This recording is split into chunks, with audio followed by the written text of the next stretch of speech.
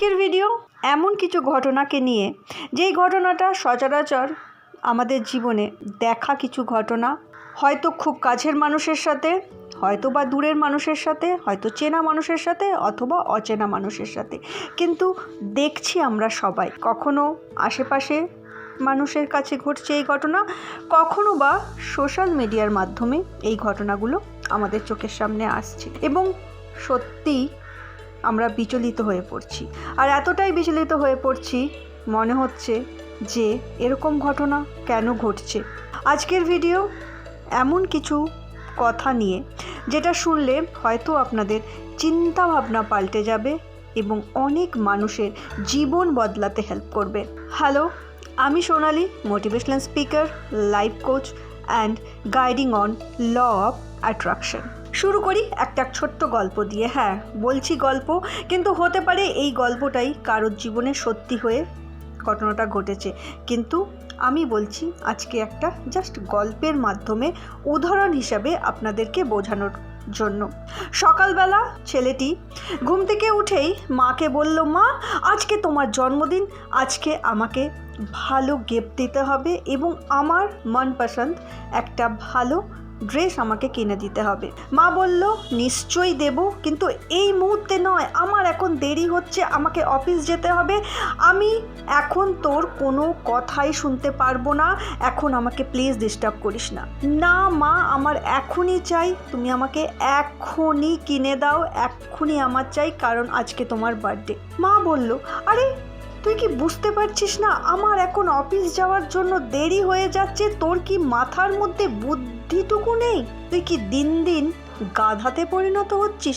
আমাকে এক্ষুনি অফিস যেতে হবে, তোর কারণে আমার অফিস লেট হয়ে যাচ্ছে, আমি বিকেলে ফিরে আসবো, ফিরে এসে তোর সাথে যা যা দরকার তুই যেটা চাইছিস সেটা আমরা কিনবো, এখন নয়। না মা, আমার এক্ষুনি চাই, তুমি যাওয়ার আগে আমাকে দিয়ে যাও। মা আরও রেগে গেলেন এবং বললেন যে এবার সত্যিই আমি লেট হয়ে যাচ্ছি, আর আজকে অফিসে যদি আমি লেট হই তাহলে কিন্তু আমি তোর জন্য হব। এই বলে মা বেরিয়ে গেল। বিকেলে ফিরলেন মা এবং এসে দেখলেন একটা সুইসাইড নোট, লেখা আছে, হ্যাপি বার্থডে মা, আজকের পর থেকে আমার জন্য আর তোমার কোনোদিনও লেট হবে না।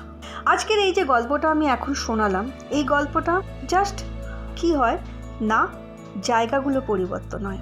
কখনো এরকম ঘটনা স্কুলে কোনো স্টুডেন্ট ফেস করে, কখনো বা অফিসের কোনো কর্মচারী অথবা বন্ধুবান্ধব, বা যে কোনো কারণে এই ঘটনা সবার জীবনেই ঘটতে পারে। এবং ভেবে দেখবেন ছোটোবেলায় এরকম ঘটনা কিন্তু আমাদের সাথেও ঘটেছে, যে আমাদের বাবা মা বলেছে যে না এখন নয়, পরে দেব, কিন্তু এখন কেন জানি না, বা জানি হয়তো, একটু কিছু বললেই আজকের দিনে ইয়াংস্টাররা কি করছে না, এরকম কোনো ঘটনা ঘটিয়ে ফেলছে। আজকের এই আমাদের ব্যস্ত জীবনে আমরা সবাই এতটাই ব্যস্ত হয়ে পড়েছি যে আমরা আমাদের মানসিক চাপটাকে নিয়ে নেওয়ার জায়গাতেই নেই। শুধু ইয়াংস্টার বললে ভুল হবে, এরকম ঘটনা কিন্তু অনেক এজের অনেক মানুষই ঘটাচ্ছে। কিছুদিন আগে ফেসবুকেও এরকম কোনো ঘটনা আমরা সবাই হয়তো দেখতে পাচ্ছিলাম, এবং সেটা দেখে আমারই চেনা এবং ভীষণ কাছের একজন মানুষ, একজন মেয়ের মা, সে আমাকে বলল যে জানিস, আমার না ভীষণ ভয় লাগছে এইসব দেখে, কারণ সেও হচ্ছে একটা মেয়ের মা। আমি শুধু একটা কথাই বলবো আজকের এই ভিডিওতে, যে মনে হচ্ছে না যে সত্যিই আমরা মানসিকভাবে খুব দুর্বল হয়ে যাচ্ছি, আর তার কারণ কি হতে পারে? একবার কি ভাবা উচিত না এরকম কোনো ঘটনার আগে, যে আমার পেছনে আমার পুরো ফ্যামিলি আছে, হয়তো আমি এই ফ্যামিলির একমাত্র সন্তান, বা হয়তো আমি এই ফ্যামিলির একমাত্র উপার্জন করা ব্যক্তি, বা হয়তো আমার জন্য আমার মা বাবা ওয়েট করে আছে, আমার পুরো ফ্যামিলি মেম্বার ওয়েট করে আছে।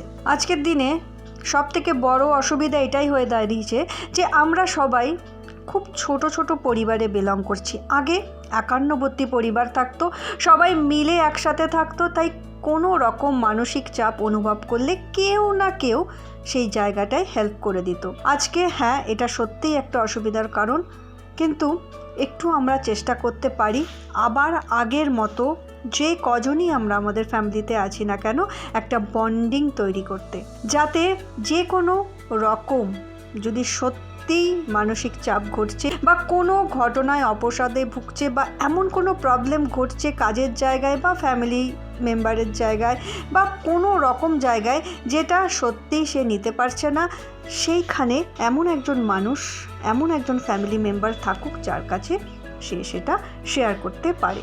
তাই ওই বন্ডিং আবার তৈরি করুন। আবার যদি একসাথে থাকতে পারেন সবাই মিলে, এর থেকে ভালো কিছু হয় না। কিন্তু আমি জানি আজকের যুগে সেটা হওয়াটা সত্যি একটু চাপের। তাই যতজনই থাকুন না কেন ফ্যামিলিতে, 2 জন 4 জন 6 জন বা 3 জন, একে অপরেরকে বুঝুন, একে অপরের সাথে কথা বলুন, যেন একজনও এটা মনে না করে যে সে একা।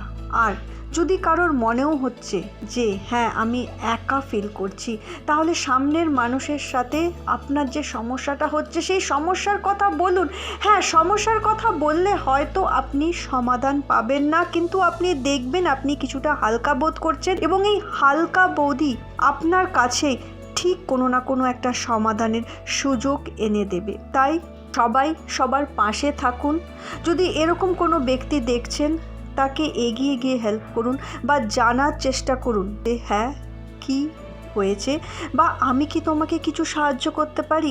আজকে যদি আমরা সবাই সবার জন্য এই কথাটা ভাবতে পারি, তাহলে আমার মনে হয় অনেক মানুষই হয়তো এরকম একটা পথ বেছে নেওয়ার আগে আবার ভাববে, কারণ সে পাশে পাবে আপনাকে।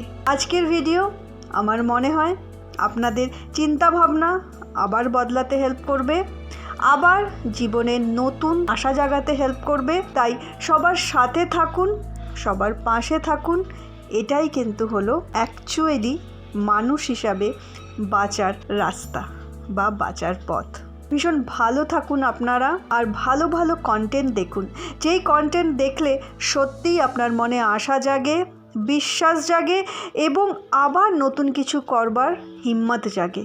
সেই কন্টেন্টগুলো দেখুন, সেই সমস্ত মানুষের সাথে নিজেকে জড়িয়ে ফেলুন। আপনি একা নন, আপনার সাথে সবাই আছে। Thank you and God bless you.